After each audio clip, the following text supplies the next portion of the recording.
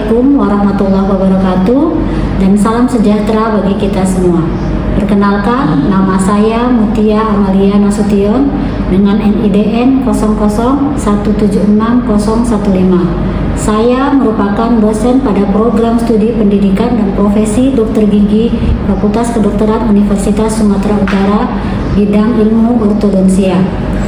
Pada kesempatan ini, saya akan menjelaskan salah satu mata kuliah saya, yakni mata kuliah blok 18 atau Estetika Dentokraniofacial, yang merupakan mata kuliah wajib di program studi. Blok 18 ini memiliki bobot secara keseluruhan adalah 6 SKS yang terdiri dari 4 modul.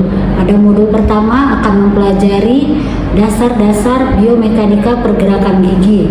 Kemudian pada modul kedua akan mempelajari mengenai prosedur pemeriksaan untuk menegakkan diagnosis dan menyusun prognosis, termasuk melakukan analisa model studi dan ronsen foto. Pada modul ketiga akan mempelajari berbagai komponen piranti ortodonsia lepasan beserta sifat fisiknya. Kemudian akan mempelajari rencana perawatan preventif dan interseptif serta kasus-kasus yang memerlukan rujukan. Kemudian pada modul 4 akan mempelajari mengenai alat maya fungsional dan retainer. Sedangkan mata kuliah yang saya ampu adalah berada pada modul 3 blok 18 ini dengan topik piranti ortodonsia lepasan dan komponen-komponen piranti ortodonsia lepasan. Adapun waktu jam kuliah saya adalah selama 2 jam pelajaran yang berada pada semester 5 atau semester ganjil. Capaian pembelajaran mata kuliah saya adalah yang pertama, mahasiswa mampu menjelaskan piranti ortodonti lepasan aktif.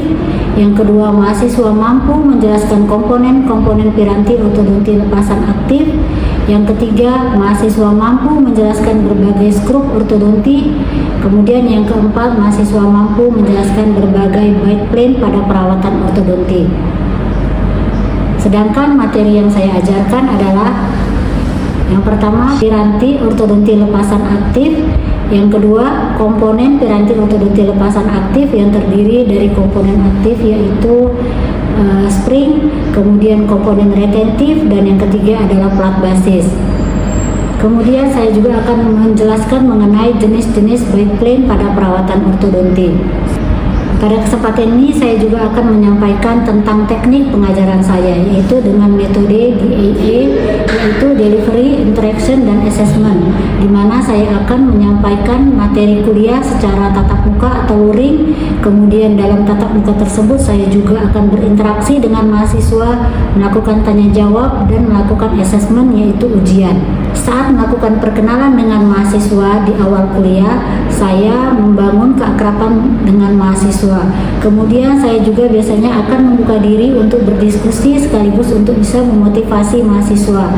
Selanjutnya saya juga akan membahas kontrak perkuliahan terkait dengan modul dan proses perkuliahan serta skills lab.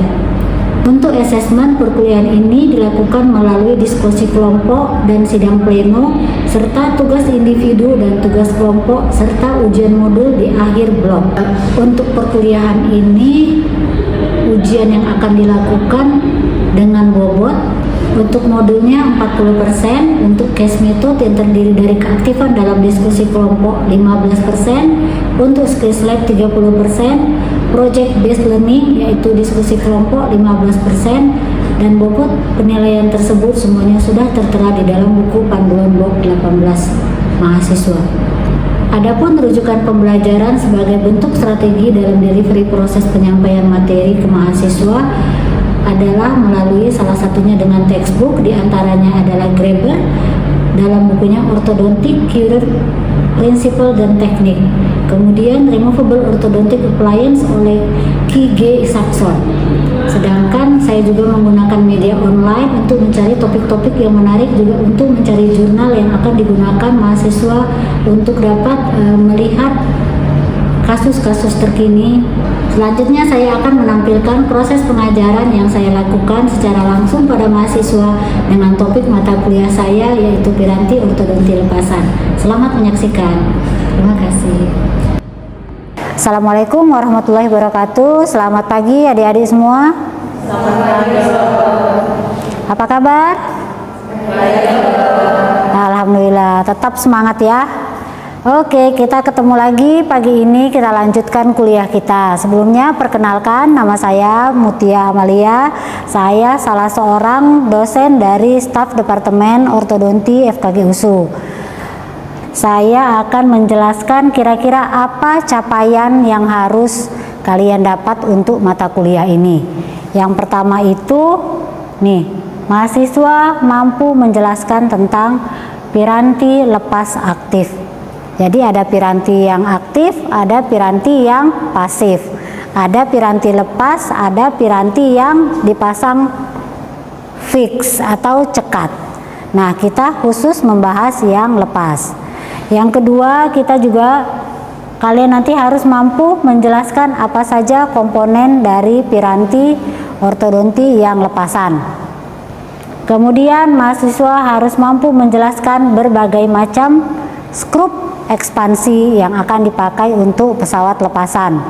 Dan yang terakhir, mahasiswa harus mampu menjelaskan berbagai tipe dari biplane. Nanti akan kita bahas satu-satu. Nah, tujuan khususnya ini yang akan kita bahas hari ini.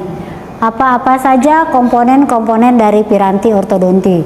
Ada komponen aktif, ada komponen retentif, kemudian di mana komponen itu nanti bisa menyatu harus ada plat basisnya. Kemudian nanti kalian juga harus bisa membuat rencana perawatan. Di akhir kuliah saya akan memberikan kuis atau pertanyaan. Nanti saya buat soalnya, soal cerita kira-kira ada pasien yang datang. Nah, kalian harus bisa membuat rencana perawatannya dengan pesawat lepasan terhadap pasien tersebut. Oke, nah ini adalah judul kuliah kita pagi ini, yaitu komponen piranti ortodonti lepasan. Yang harus dibahas ada pegas atau spring, kemudian ada labial bow, ada skrup ekspansi, kemudian ada komponen retentif, dan ada plat basis. Kita bahas satu-satu. Yang pertama, komponen aktifnya adalah pegas. Yang pertama adalah finger spring. Fungsinya apa? Menarik gigi ke mesial atau ke distal. Nih, ini contohnya, ini fingernya. Jadi dia bentuknya seperti kait di arah labial. Fungsinya menarik ke arah mesial, atau kalau dia posisinya di mesial, dia akan menarik ke arah distal. Kalau di sini kasusnya kenapa ini? Makanya perlu ditarik ke distal. Kuat Dek? Ya, ada diastema di sentralis. Sehingga kita perlu menggerakkan gigi satu-satu ke arah mesial untuk menutup diastema tadi. Ya, ini panjang lengan bebasnya ini sekitar 12 sampai 15 mili. Kemudian retensi inilah yang nanti akan tertanam di dalam plat basis. Ini dia. Kemudian coil yang 3 sampai 4 mili diameternya ini fungsinya untuk menambah elastisitas. Kita masuk pegas yang kedua, yaitu T-spring. Untuk gigi posterior, di depannya ini datar, kemudian ada lekukan ke bawah. Nah, ini adalah yang retentif yang akan masuk ke dalam plat basis. Fungsinya menggerakkan gigi caninus dan gigi premolar ke arah labial. Jadi dia hanya untuk gigi posterior, ya. Tetap kita pakai yang 0,6 mm. Spring yang kedua yaitu Z-spring. Nah, Z-spring ini juga untuk gigi anterior, tetapi ini terbalik dengan finger spring. Finger spring untuk ke arah mesial dan distal, tapi ini untuk menggerakkan gigi ke arah labial. Jadi kalau giginya palatoversi atau linguoversi seperti ini, maka kita akan tolak dengan Z-spring. Ada lagi anomali yang bisa kita tolak dengan Z-spring? Torsi. Bisa tolong sebutkan contohnya? Mesio, Ya, mesiopalatotorsiversi. Artinya bagian mesialnya bergerak ke arah palatal. Sehingga kita perlu tolak bagian mesial tadi dengan kawat agar dia bergerak ke arah labial. Nah, ini juga kita pakai diameter kawat yang 0,6 mm. Oke, kita masuk yang keempat. Yang keempat ini adalah buccal push spring atau pressure spring. Ini gunanya untuk menolak gigi premolar ke arah palatal atau ke arah lingual. Ini terbalik dengan yang sebelumnya, yang T-spring. Jadi ini menolak dari luar ke arah dalam. Misalnya ini kalau yang buko versi. Tapi ini karena dia giginya gigi posterior, maka kita pakai 0,7 mm.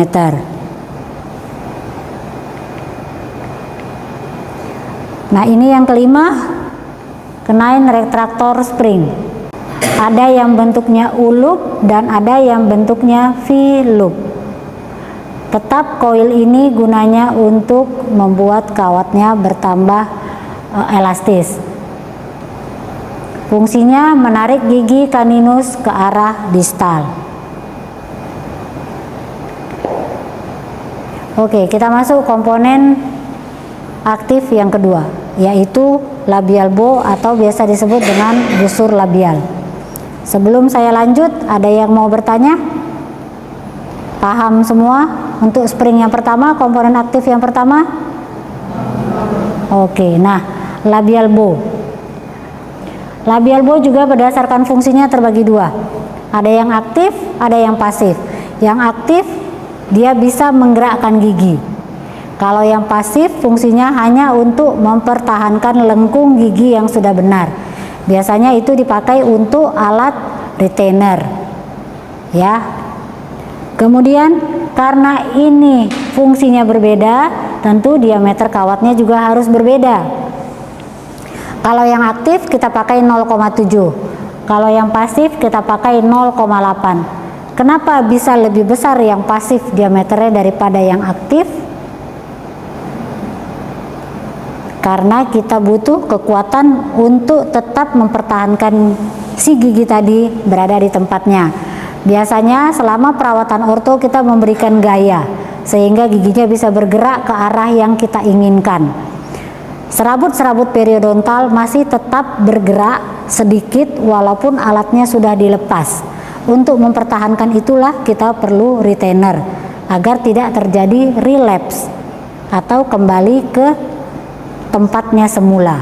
Misalnya giginya tadinya labioversi, terus kita buka alatnya, dia tidak pakai retainer, ada kemungkinan dia atau ada kecenderungan dia akan kembali ke arah labial tadi walaupun tidak persis seperti posisi dia yang sebelumnya. Tapi dia ada kecenderungan untuk kembali ke tempatnya sebelumnya. Oke, kita bahas satu-satu dari labial bow. Yang pertama short labial bow. Ini semua pasti sudah hafal short labial bow dari C ke C, dari 13 ke gigi 23. Fungsinya ini untuk merapikan gigi incisivus atau gigi anterior yang tidak beraturan, mengurangi overjet, kemudian menutup ruang. Syaratnya untuk dapat mengurangi overjet harus cukup ruangan. Sedangkan kalau bila pasiennya diastema, maka ini bisa digunakan untuk menutup diastema tersebut. Kalau yang long labial bow, dia loopnya ada di gigi premolar. Kenapa kita pakai long? Kenapa kita pakai short labial bow? Kita pakai short labial bow bila anomalinya ada di anterior. Kita pakai long labial bow bila kita ingin juga mengoreksi gigi caninus tersebut. Misalnya gigi caninusnya mesio-labio-torsiversi, artinya bagian mesialnya ke arah labial, sehingga kita butuh kawat untuk bisa menolak bagian mesial gigi tersebut ke arah palatal. Maka kita pakai long labial bow. Oke, fungsinya yang lain untuk menutup ruang di distal caninus nih. Jadi kita perlu menutup ruang misalnya di sini, sehingga kita rapatkan seluruh giginya, tertutuplah ruang. Kalau kita pakai kawatnya hanya sampai sini, kita tidak bisa menutup ruang yang ada di distal, kehalang sama si kaki kelamer. Kemudian untuk memandu gigi caninus permanen ke posisi yang tepat, sehingga misalnya nih pasiennya masih gigi bercampur, kemudian caninusnya sudah mau erupsi. Bila kita takut alat kita tersebut mengganggu jalannya erupsi, maka kita pakai long labial bow. Ya, bisa juga untuk mengurangi overjet. Kemudian yang ketiga, inverted labial bow. Ini fungsinya agak sedikit berbeda. Fungsinya untuk perawatan kasus kelas 3. Apa bedanya pseudo kelas 3 dengan true kelas 3? Kalau yang pseudo kelas 3, skeletalnya adalah kelas 1. Tetapi dia tidak bisa menutup sempurna. Artinya bagian anterior rahang bawahnya lebih maju daripada anterior rahang atasnya. Nah, ini kita pakai alat tersebut sehingga labial bow ini bisa mendorong anterior rahang bawahnya. Oke, ini kita pakai wire yang lebih besar, 0,9, karena kita butuh kekuatan untuk mendorong gigi tersebut. Nah, ini split labial bow. Split labial bow ini fungsinya untuk menutup diastema atau mengurangi overjet, tapi lebih baik untuk menutup diastema centralis. Bisa pakai yang short labial bow, tapi kekuatannya ini lebih besar karena dia khusus hanya mengikat 2 gigi anterior. Ya, syaratnya hanya di sini. Kemudian bila nanti ada di sini, ya kita ikat lagi di sini. Nah, kita masuk komponen aktif yang berikutnya, yaitu skrup ekspansi. Ada 2, ada yang slow expansion, ada yang rapid expansion. Yang slow biasanya kita pakai untuk pesawat lepasan. Jadi kita hanya bercerita tentang yang slow. Artinya dia tidak terlalu besar kekuatannya sehingga menggerakkan atau mendapatkan ruang sedikit dan dalam waktu yang tidak terlalu cepat. Ini dia. Kita biasa memutar skrup ekspansi 1/4 putaran untuk setiap kali kunjungan. Dapatnya 0,2 mm. Kita memutarnya 90 derajat. Yang perlu diperhatikan dari skrup ekspansi adalah arah putarnya, besar aktivasinya, serta waktu pengaktifannya. Biasanya kalau untuk arah putarnya, setiap kita pasang dia sudah ada panduan arah panahnya, kita ikuti saja itu. Kemudian besaran aktivasinya ini kita tidak boleh buat terlalu kuat, jadi tetap hanya 1 kali putar, tidak boleh kita putar 2 kali, sehingga jadinya dia lebih dari 90 derajat kita aktivasi skrupnya. Apa akibatnya? Bisa mati jaringan pendukungnya. Kemudian waktu aktivasi, kalau untuk alat lepasan biasanya 1 minggu 2 kali, ya. Nah, ini adalah contoh skrupnya. Bisa kita lihat arah panahnya. Ini yang sebelum ditanam di dalam basis akrilik. Ini arah panahnya, berarti kita putar dengan alat pemutar ini, dimasukkan ke lubang ini, kita putar ke arah sana. Kita putar ke arah sana 1 kali saja, cukup. Oke, nah ini skrup ekspansi berdasarkan arah putarannya. Ada yang transversal, ada yang sagital, ada yang dipakai kedua-duanya. Yang arahnya lateral atau transversal, ini contohnya. Ini contoh kasus pasien dengan kekurangan ruang di anterior, tapi kita butuh ruangannya sama kiri sama kanan, sehingga platnya kita belah di tengah, skrupnya kita letakkan di tengah-tengah, maka dia akan mendapat pembagian besaran ruang yang sama. Beda dengan ini juga 1 arah, tapi arahnya 1, unilateral, tidak kedua arah. Kita hanya butuh dia ke arah bukal. Kita tidak butuh ruang ke arah palatal. Sehingga kita pasang scoopnya di sini dengan arah putar ke arah depan, sehingga gigi ini bisa terdorong ke arah bukal. Syaratnya harus kontak rapat antara gigi dengan plat akrilik. Nah, ini contoh yang dua arah. Kita butuh ke arah anterior, tapi kita butuh juga ke arah samping, sehingga kita buat bukaan platnya seperti huruf Y. Ini juga dua arah. Kita butuh ke arah sini dan ke arah lateral. Paham ya?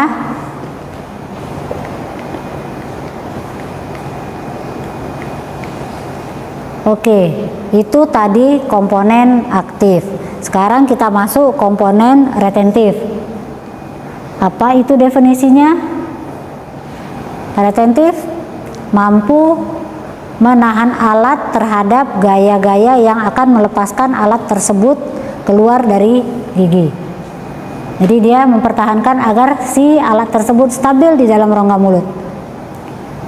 Diperoleh dari klamer dan dengan kontak yang rapat dengan plat akrilik tersebut. Klamer retentif yang pertama dan yang paling sempurna sebagai klamer retentif adalah Adams clasp. Kenapa? Karena dia besar dan berada di gigi geraham. Bisa kita pasang di gigi molar decidui bila masih jauh masa pergantian giginya, atau kita pasang di gigi molar permanen, molar satu permanennya. Nah, ini komponen retentif yang lain, yaitu triangle. Ini contohnya. Ini biasanya digunakan sebagai komponen retentif tambahan.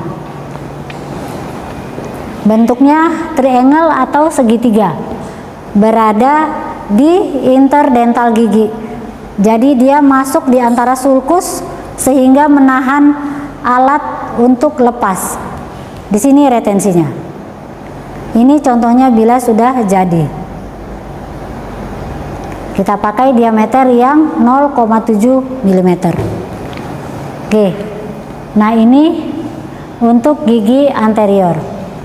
Ini komponen retentif tambahannya untuk gigi anterior.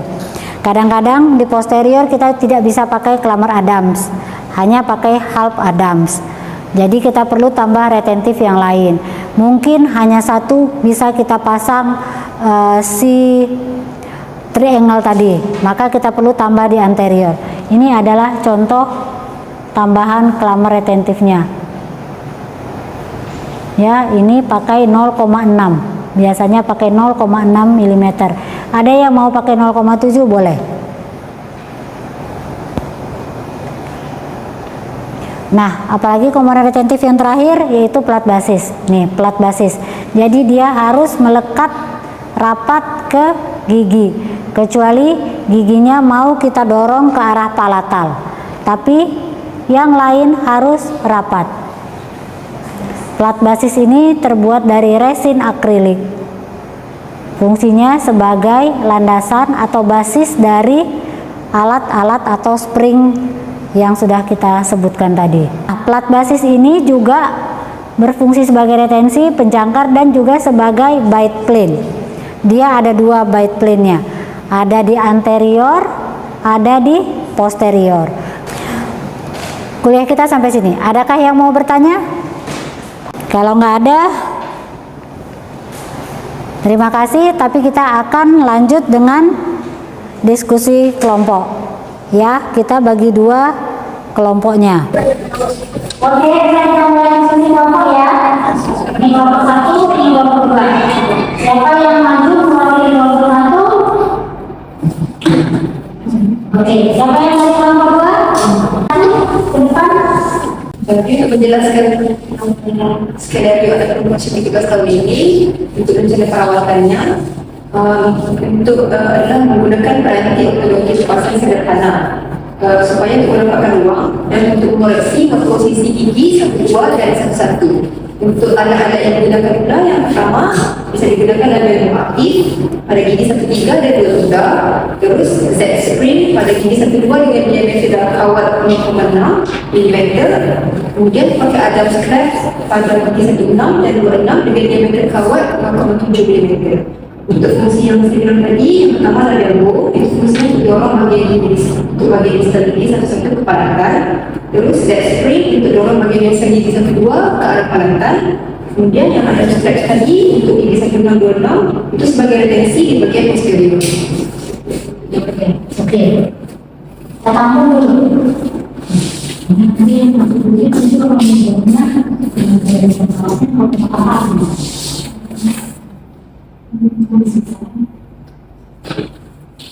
Oke, sekarang yang nomor 2, silakan deh.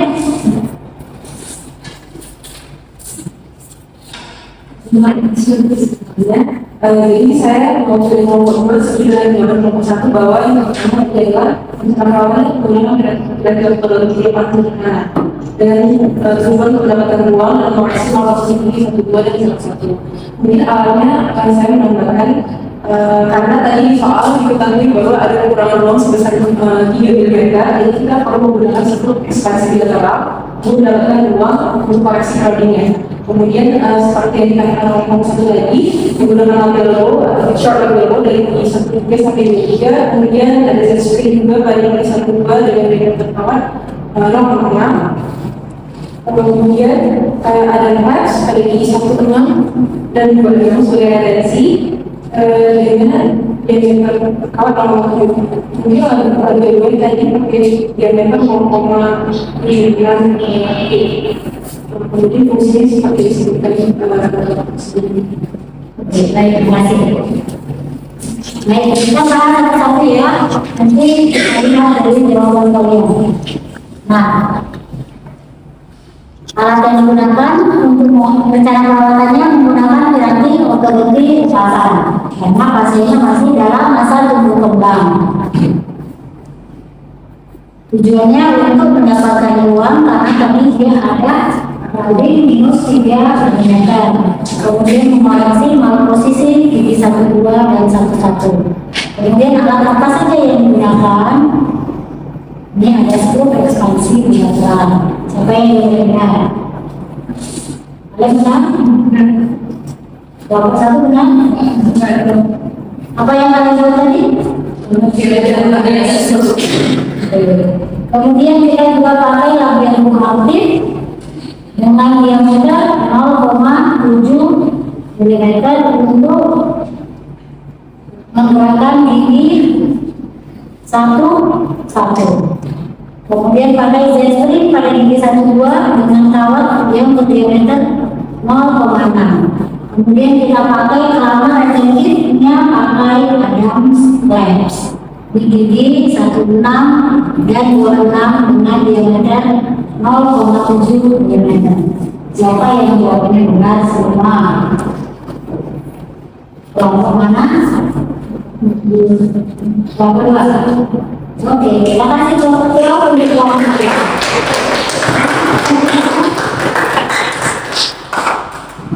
Mudah-mudahan pada saat ujian bisa benar juga. Oke, untuk tugas selanjutnya, nah ini kalian kerjakan di rumah. Kalian bisa cari satu jurnal, satu kelompok, nanti akan dengan saya, kemudian kalian sambut, dan kita akan mempelajari bagaimana cara membawa kasus tersebut. Ya, saya rasa untuk pertemuan kali ini sekian. Terima kasih, mudah-mudahan ilmunya bisa kita manfaatkan. Assalamualaikum warahmatullahi wabarakatuh.